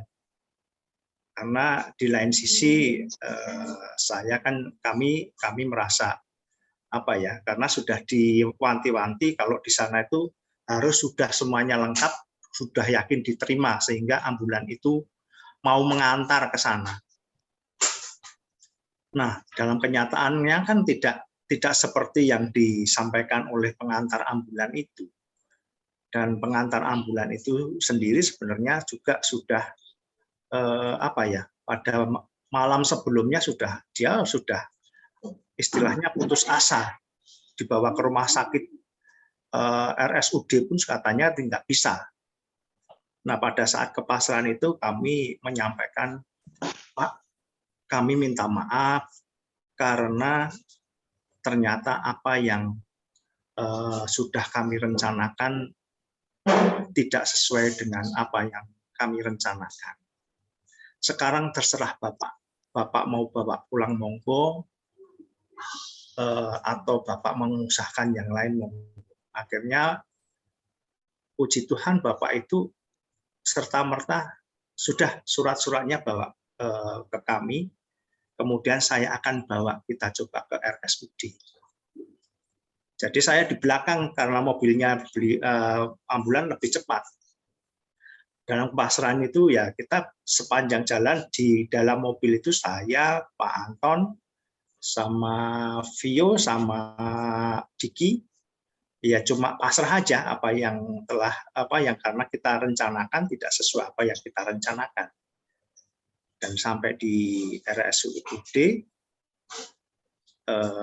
oksigennya habis, mereka harus diterima kalau kita membawa tabung oksigen dan oksigennya sudah berisi. Jadi itu salah satu syarat ternyata. Tapi itu nggak apa-apa karena dalam hati kami puji Tuhan masih bisa terima. Akhirnya kami langsung dengan Diki nyari oksigen dan dapat diterima RSUD itu. Jadi menurut saya kepasrahan dan apa yang kita rencanakan itu belum tentu sesuai dengan kita. Sehingga itu memang kehendak dari Tuhan menurut saya, dan saya juga melihat kepasrahan anak-anak Pak almarhum Pak Agus. Di situ mereka mau menunggu sehingga akhirnya sampai besoknya. Itu kira-kira tambahan dari saya, Pak Anton. Matur nuwun, Pak. Jadi itu tadi rencana kita belum tentu sesuai dengan apa yang kita rencanakan, tetapi kehendak Tuhan yang terjadi. Itu kira-kira. Ya, artinya Pak Heru, manusia boleh berencana, betul, tapi Tuhan yang menentukan. Betul. Matur nuwun, Pak Heru. Ada lagi, Bapak Ibu? Satu boleh? Saya boleh, Pak. Silakan, Bu Sari, monggo. Terima kasih. Tadi Pak Anton mengatakan kita boleh berencana, Tuhan yang menentukan. Mengingat kita juga harus mendukung vaksinasi. Setiap kali saya ada vaksin, itu saya orang pertama yang maju dari sekolah. Kami sudah berencana, sudah dijadwalkan di pertama kali tenaga pendidik untuk vaksin. Tetapi saya ditolak, tidak boleh, karena dengan alergi anafiliaktik itu adalah tingkat tinggi dari efek vaksin. Dari semua alergi, karena itu menutup jalan nafas. Sehingga setiap kali ada vaksin di puskesmas, saya ikut ngantri. Tapi begitu udah sampai depan, maaf Ibu, kami tidak bisa dulu, setiap kali. Yaitu tadi kepasrahan dan usaha terus-menerus gimana supaya saya bisa sehat untuk saya sendiri, untuk orang lain, dan juga untuk semua orang. Seperti itu. Terus saya berdoa bagaimana ya caranya. Akhirnya saya konsul lagi ke dokter 1,5 tahun, hampir 2 tahun, baru dokter mengizinkan saya untuk vaksin. Sudah mantap saya vaksin. Waktu mau divaksin, saya tidak bisa jalan dengan baik, kaki saya sakit. Dan efeknya dokter udah bilang ada radang sendi, tidak boleh. Saya ke dokter lagi ortopedi. Saya balik lagi ke rumah sakit. Berarti Tuhan belum mengizinkan, padahal saya orang pertama yang sudah mau maju dari awal.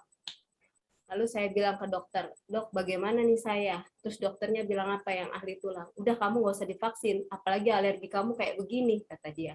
Aduh dokter, saya sembuhin saya dulu deh kaki saya percaya deh kalau Tuhan kasih waktunya, pasti terjadi. Lalu dipending lagi. Setiap kali ditanya sama instansi, bagaimana nih Bu? Ya suratnya memang ada dan tidak bisa dipaksa, karena memang saya punya surat dokter terlampir, ada 2 dokter ahli gitu ya. Ahli bedah, ahli penyakit dalam, dan ahli bedah tulang. Satu waktu sudah sembuh, saya merasa sehat, saya berdoa, novena, saya bilang, yang tadi kata Pak Anton, terjadilah padaku menurut kehendak-Mu. Sudah mantap, rasanya saya sehat, saya daftar ke Premier rumah sakit.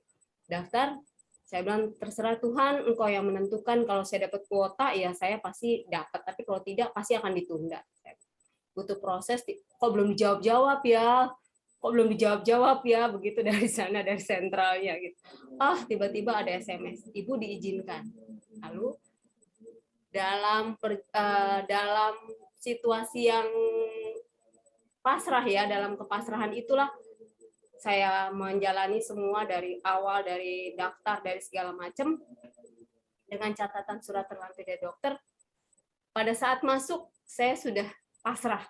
Karena dokter sudah bilang, suruh siap, pakaian siap, sewaktu-waktu langsung dirawat di IGD, kami sudah siap, dan saya praktek di hari yang saya vaksin. Jadi dokter ahli itu, dokter saya praktek pada hari yang bersamaan saya divaksin.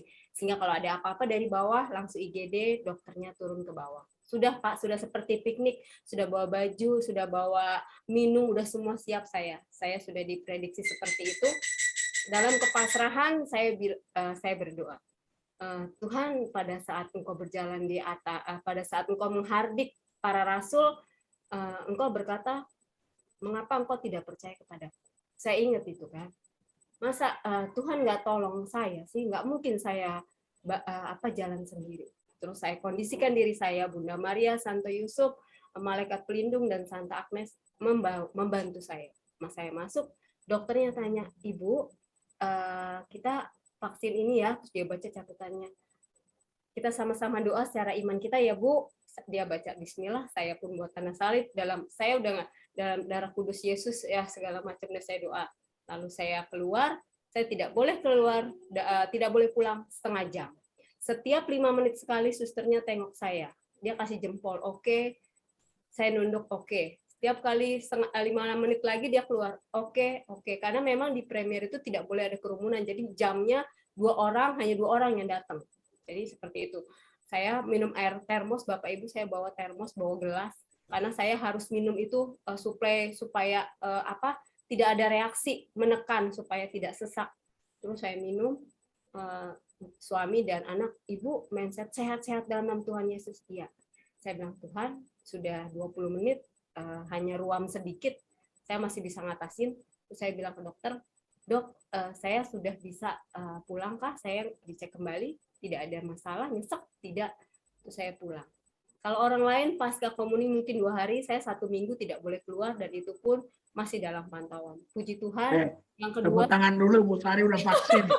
Amin, amin. Tuhan sudah menjalani yang kedua juga dengan pantauan dan doa Bapak juga, dan kepasrahan itulah yang saya serahkan semuanya kepada Tuhan. Ternyata seperti yang Pak Anton tadi katakan juga Pak Heru, semuanya terjadi kehendak-Mu. Kalaupun saya memaksa pada waktu itu, mungkin tidak akan terjadi karena saya butuh proses untuk itu. Tetapi dalam lindungan Tuhan semuanya sudah terlaksana dengan baik. Terima kasih Bapak. Amin, luar biasa. Tepuk tangan dulu, Bapak Ibu. Luar biasa. Terima kasih Pak Heru dan Bu Sari ya, sharingnya luar biasa menurut saya. Kita lanjutkan ya, Bapak Ibu. Ya. Silakan Pak Tommy.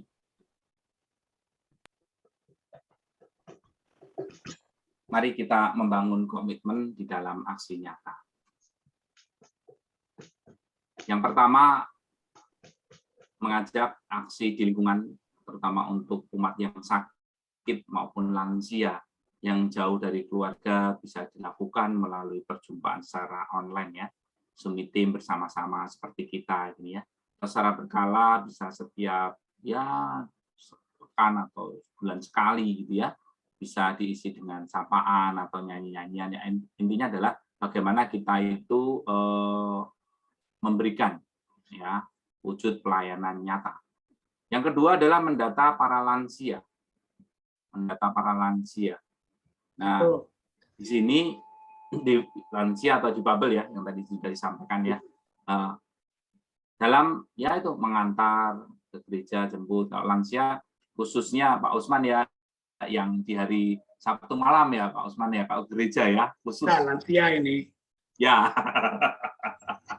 Antar jemput Pak Usman.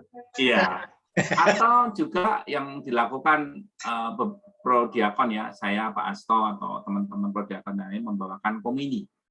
Ya, komuni. Atau membantu proses pendaftaran. Tidak rasa ini sekretaris handal kita ya, Bu Rina luar biasa membantu kita lah, membantu kita ya. Yang ketiga, yang bisa kita lakukan adalah mendata umat yang tergolong kurang mampu dalam pembayaran BPJS.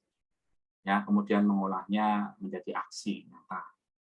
Nanti pembayaran bisa ya lewat pengurus lingkungan.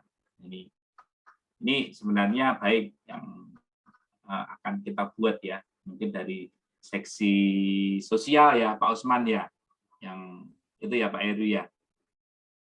Nanti mungkin kalau ada tanggapan monggo nanti silakan ya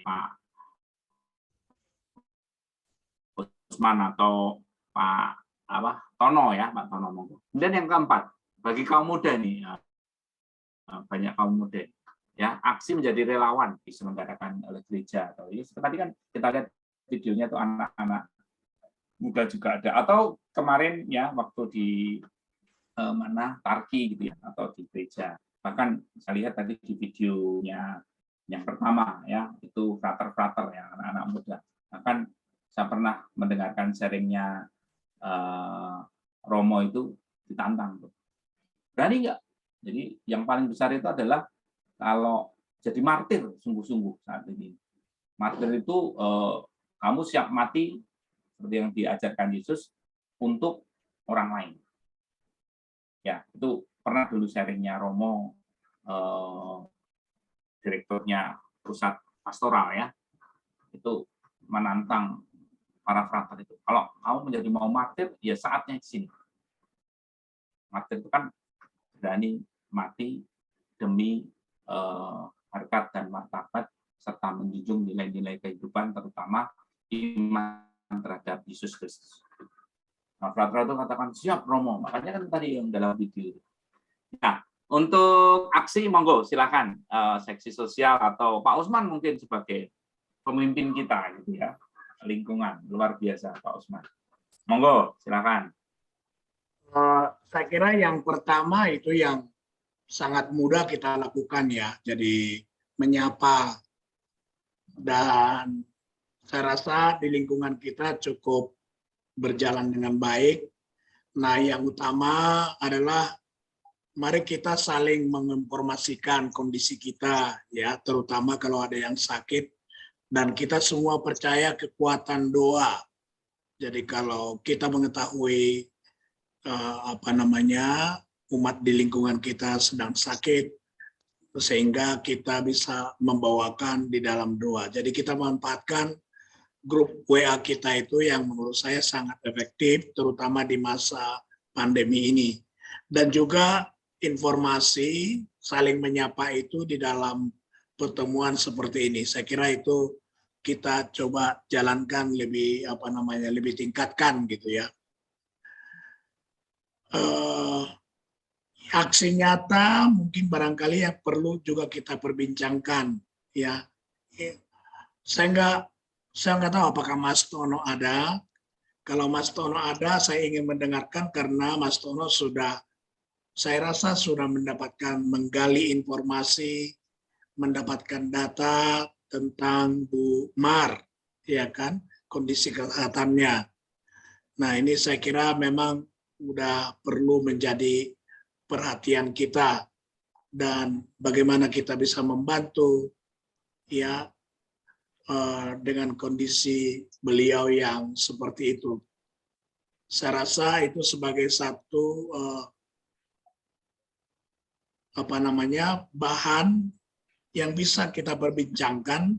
Mungkin ibu-ibu yang lain atau siapapun yang sudah mengetahui kondisi beliau bisa juga barangkali memberikan kesaksian untuk mendorong bahwa kita ini seharusnya bisa menghadirkan gereja di lingkungan Vincentius kita dengan di tengah umat kita, terutama yang mengalami kesulitan dalam kesehatan.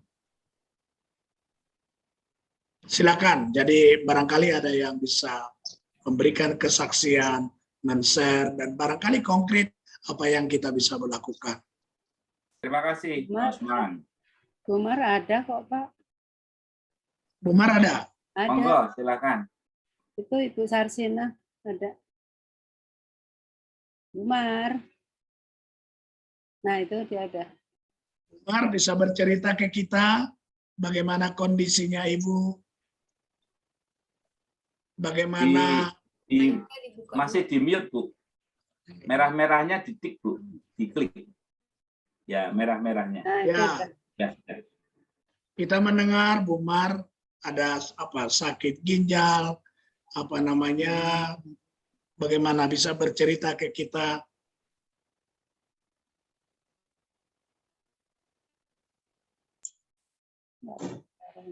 Jangan menangis.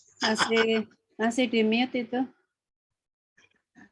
Masih mute ya. Bu, ditutul terus ada coretnya itu yang kayak itu di ini, Bu. Yang di bawah. Mic-nya dibuka, Bu. Suaranya dibuka.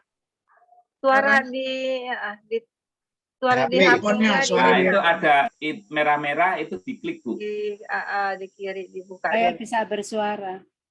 Ya, yang ada merahnya ditutul gitu, Bu. Klik gitu. Itu udah hebat loh bisa hadir begitu. Sebelah kiri bawah, Bu. Minta tolong sama Christine, Bu Mar. Ditutul. Minta tolong Christine. Ada belenduan itu, Bu. Belenduan ki apa? Belenduan apa toh? Ya, boleh saya bantu. Yang merah ditutul. Ada abang-abang. Anton. J. Boleh saya bantu. Kemarin saya juga sudah menghubungi. Ya, Mas Tono ada. Terima kasih. Ya. Monggo. Saya udah menghubungi Bu Mar. Ternyata memang pertama itu saya dengar informasinya Bu Mar tuh ada sakit diabetes ya. Iya Bu Mar ya. Nah, kemudian katanya sudah mulai membaik. Yang tadinya suntik insulin sekarang sudah di stop. Nah, cuma karena ada komplikasi yang lain yaitu sakit ginjal yang katanya sedikit yang sudah kronis, yang informasinya membutuhkan biaya yang tidak ditanggung oleh BPJS. Yang satu stripnya itu harganya 95.000. Itu. Nah, kemarin cerita, itu satu strip itu 10 untuk 10 hari. Di sebulan 30 hari. Nah, kemarin Bu Mar cerita terakhir memang dia sudah tidak mampu beli lagi untuk biaya pengobatan saat sakit ginjal. Jadi sementara ini katanya terapi di daerah Kuitang. Itu kalau seminggu sekali atau berapa hari yang saya dengar itu. Nah, ya di sini saya hanya cerita supaya kita yang di lingkungan supaya Pak Usman untuk bisa membantu meringankan dari. Dan kemarin dia cerita juga katanya anaknya sudah tidak bekerja kembali, jadi tidak ada untuk biaya penghasilan untuk membeli obat tersebut. Ya, mungkin itu saja yang bisa saya informasikan Pak Usman dan Bapak Ibu. Terima kasih Pak Tono, informasinya sungguh luar biasa ya, seksi sosial kita ya, sehingga apa yang dibutuhkan oleh umat di lingkungan kita ya bisa saling diinformasikan ya. Nanti monggo silakan aksi nyatanya ya. Saya pengurus mengikut ketua Pak Usman. Monggo nanti bentuk ya, ini kita di masa prapaskah dan juga kita berusaha memang menghadirkan gereja di lingkungan kita. Saya kira gini ya, ini kan kita semua hadir, pengurus juga ada hadir semua ya, bendahara juga hadir. Pengobatan itu kan nggak boleh ditunda-tunda sebenarnya. Jadi saya berharap kita bisa sepakat. Sementara kita juga sedang melakukan aksi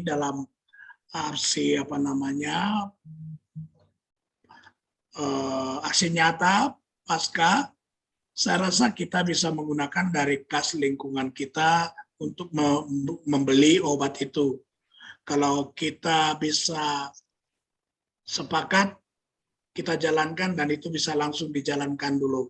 Nanti bagaimana itu kas dikembalikan, saya rasa berkat Tuhan kepada umat lingkungan Vincentius dalam kegiatan-kegiatan yang selalu kita jalankan selalu bisa tertutupi.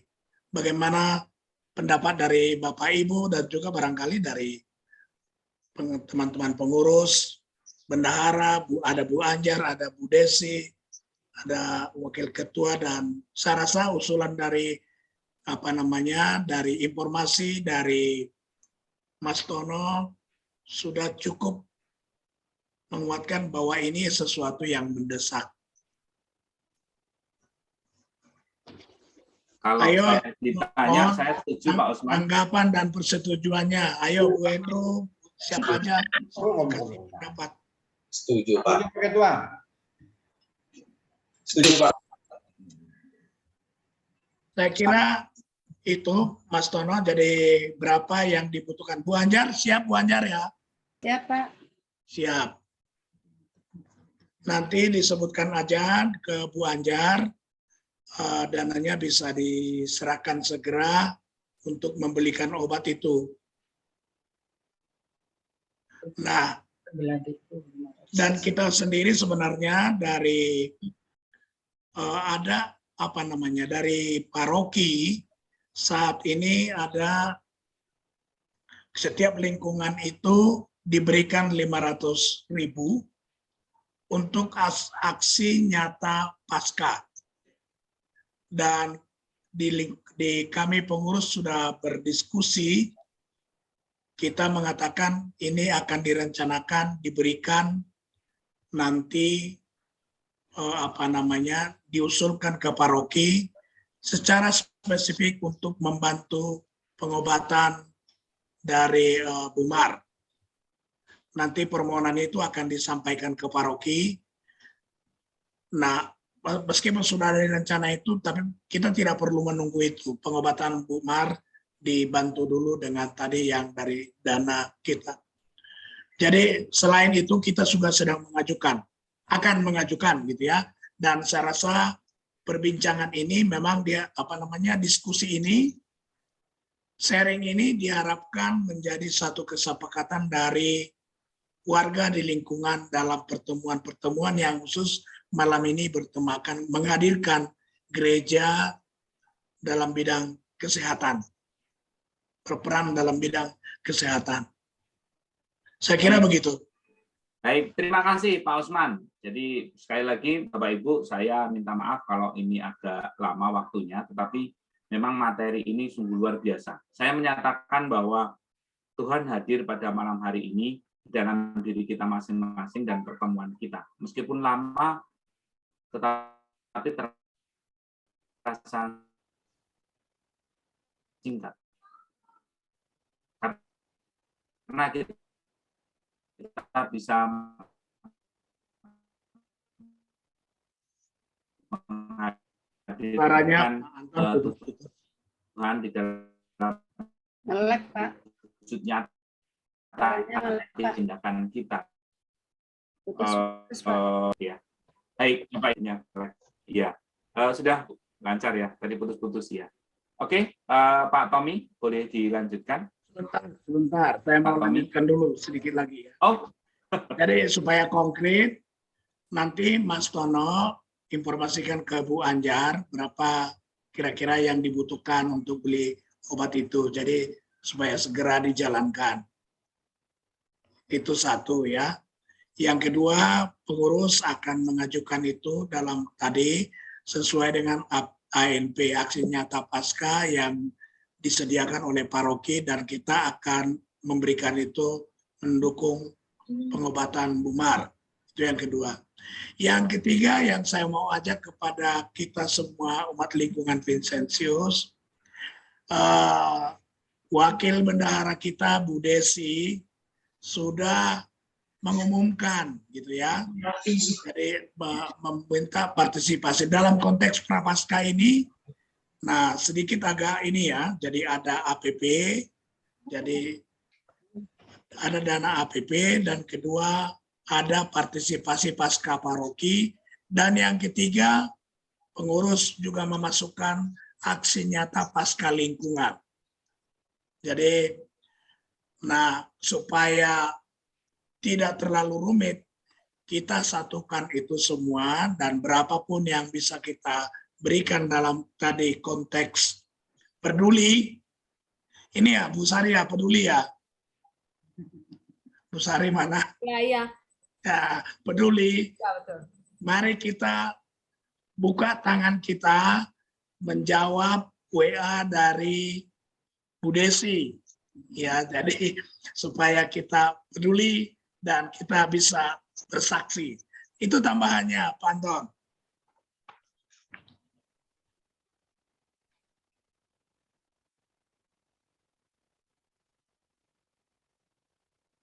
Mana Pak Anton?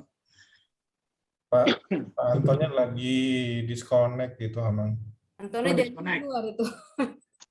Keluar dia. Oke. Terputus kayaknya sinyalnya. Ya, sinyalnya terputus. Ada yang mau menanggapi tadi yang tadi saya sampaikan, boleh menunggu sambil menunggu Pak Anton. Saya terpental ini. Oke, lanjut Pak. Maaf, saya terpental nih. Oke, Bapak Ibu bisa kita lanjutkan ya. Monggo Pak Tommy. Maaf Bapak Ibu. Sungguh luar biasa. Mari kita satukan doa-doa kita. Allah Bapa yang Maha Kasih, kami sungguh mengucapkan syukur dan terima kasih karena pada malam hari ini Engkau sungguh hadir di dalam pertemuan kami. Engkau sentuh hati kami masing-masing sehingga kami boleh membuat aksi nyata untuk saudara kami. Berkatilah semoga aksi nyata ini perwujudan dari cinta kasih-Mu yang telah Kau teladankan bagi kami. Terima kasih Yesus. Kami mau meneladan dan kami masih banyak dosa. Ampunilah kami dan bimbinglah kami. Kami mohon kabulkanlah doa kami ya Tuhan. Silakan Bapak Ibu kalau ada yang doa spontan.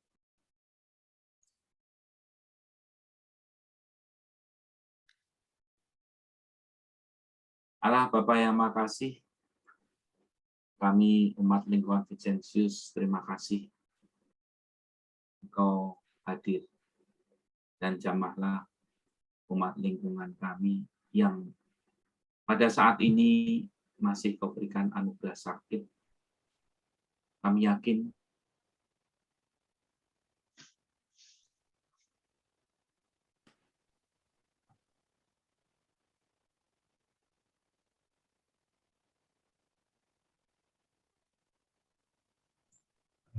Maaf Bapak Ibu, Pak Antonnya terpental lagi dari Zoom.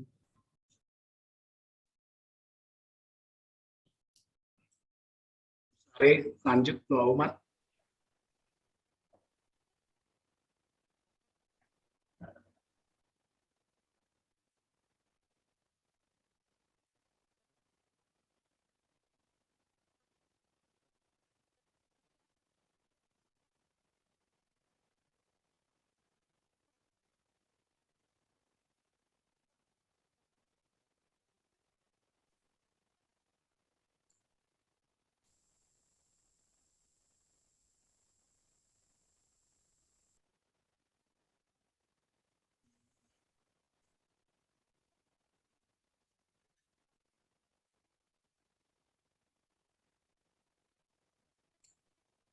Mungkin bisa dipandu Bu Sari atau Pak Heri kali Pak,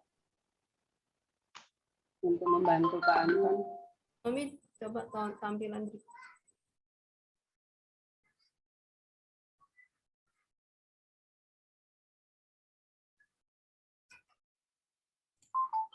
Oh, nggak ada teksnya Bu, jadi spontan aja Bu untuk doa umat dengan nanti lanjut dengan doa Bapak kami. Allah Bapa yang berkata dalam surga, puji dan syukur kami panjatkan kehadirat-Mu Tuhan atas segala berkat dan rahmat kami, terutama di lingkungan Vincentius. Masih banyak keinginan yang kami ingin sampaikan, tapi Engkau tahu apa yang kami butuhkan. Kami satukan doa-doa kami dalam doa yang Engkau ajarkan kepada kami. Bapa kami yang ada di surga, dimuliakanlah Namamu, datanglah kerajaan. Jadilah kehendakmu di atas bumi seperti di dalam surga. Berilah kami rezeki pada hari ini, dan ampunilah kesalahan kami, seperti kamu mengampuni yang kepada kami. Dan janganlah masukkan kami dalam percobaan, tetapi kami dari yang jahat. Silakan Pak Tommy. Sudah dilanjut doa Bapak kami tadi, Mas. Pak Anton, maaf. Doa penutup. Allah, sumber hidup pelayanan kami, Putramu Yesus Kristus telah memberikan kepada kami teladan yang sungguh sangat luar biasa dalam melayani sesama. Kuatkanlah kami dalam menghadapi segala tantangan hidup ini, khususnya di dalam masa pandemi ini.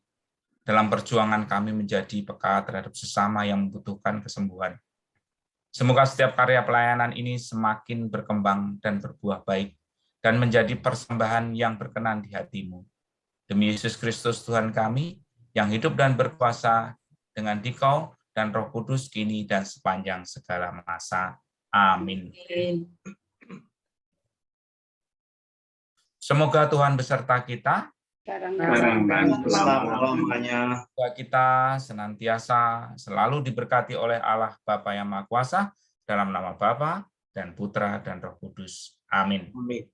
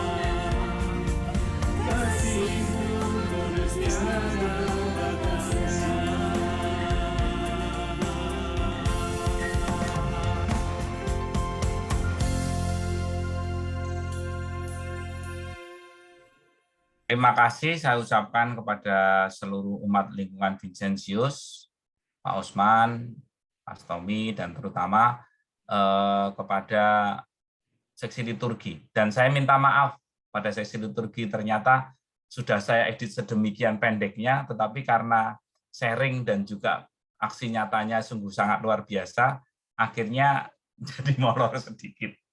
Sekali lagi saya minta maaf Bapak Ibu, dan yang kedua saya juga minta maaf karena ada kesalahan teknis, saya terpental-pental nih, jadi agak sakit nih. Monggo Pak Usman, saya kembalikan.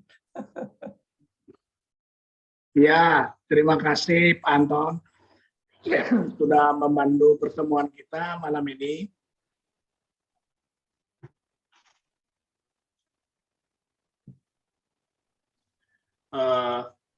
Terima kasih juga untuk keluarga Pak Anton ya, keluarga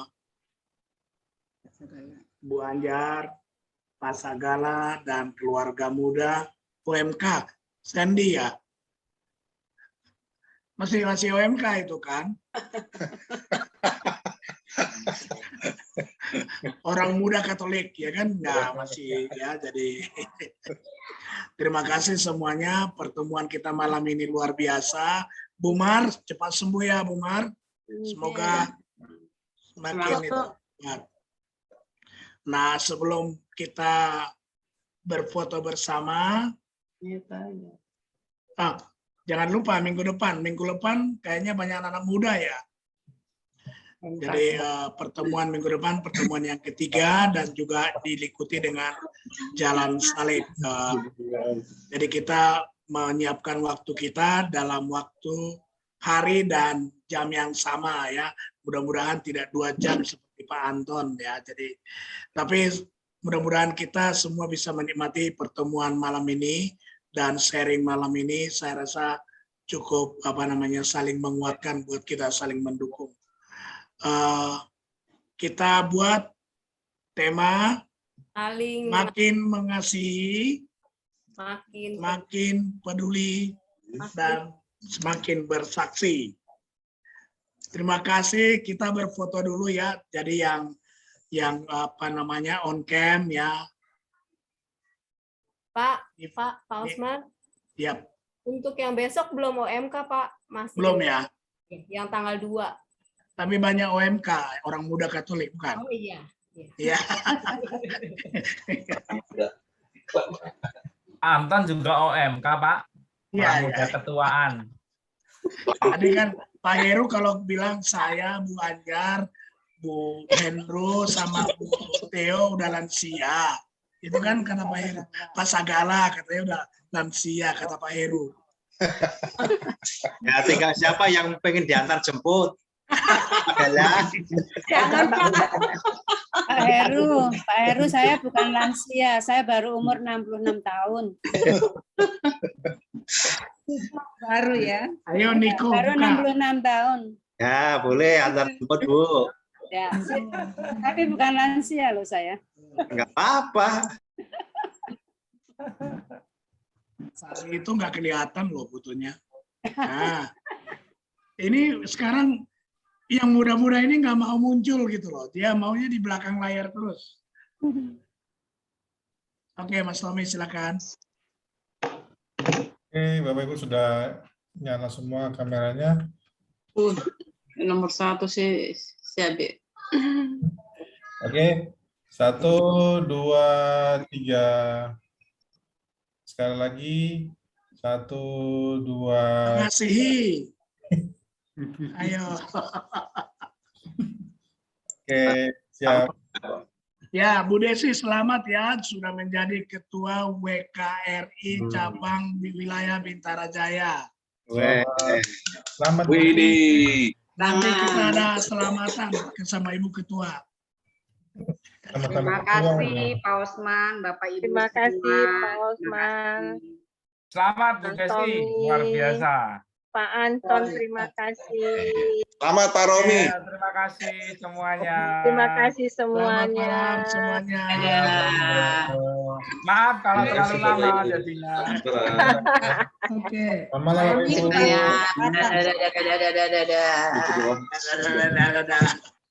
Terima kasih Pak Tommy.